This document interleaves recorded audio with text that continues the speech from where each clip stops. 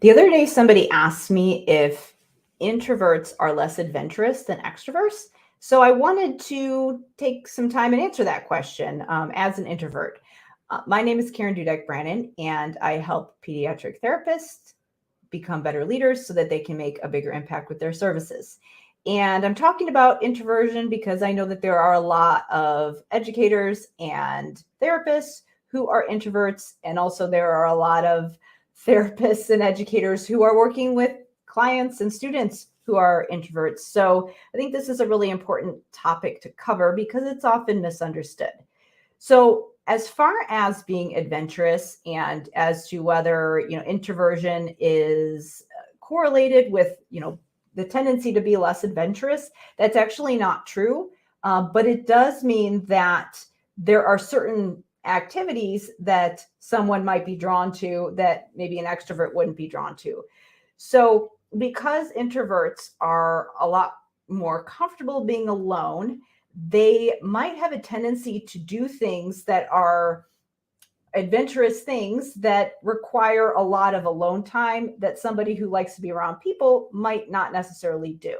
So for example, they might be into things that like hiking or things that require a lot of quiet reflection. They might be doing those things more often because they're comfortable being by themselves a long period of time. And the other thing is that they might actually act faster when they're making certain decisions because they don't feel like they need to have a group of people to do something. They can just do things on their own.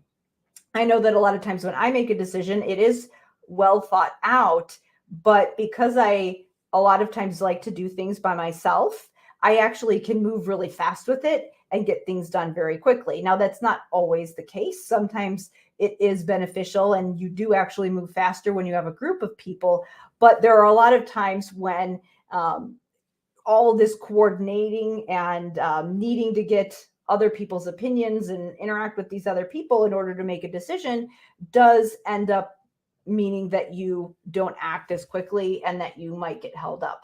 So in some cases, introverts may actually act more quickly and be more ambitious and adventurous in certain situations, whereas in other situations that maybe require you to do something that means that you're being around a lot of people. Maybe it's public speaking, maybe it's going to networking events, those types of things. Maybe extroverts might be drawn to those things. So it's often situation specific, but there's not a clear correlation between, whether you're introverted or extroverted and how ambitious you are. Now, obviously, those situations don't necessarily apply to everyone. There are definitely introverts who can be successful with, speaking in front of people, going to network events. It's just that they might do things differently than extroverts. Same thing with extroverts. There are probably plenty of extroverts who like to do any of those things that I mentioned that do involve quiet reflection, but again, they just might do them differently and their planning and thought process might be different than extroverts.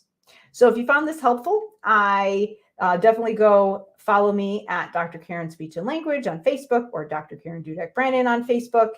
And I will be sharing more videos like this.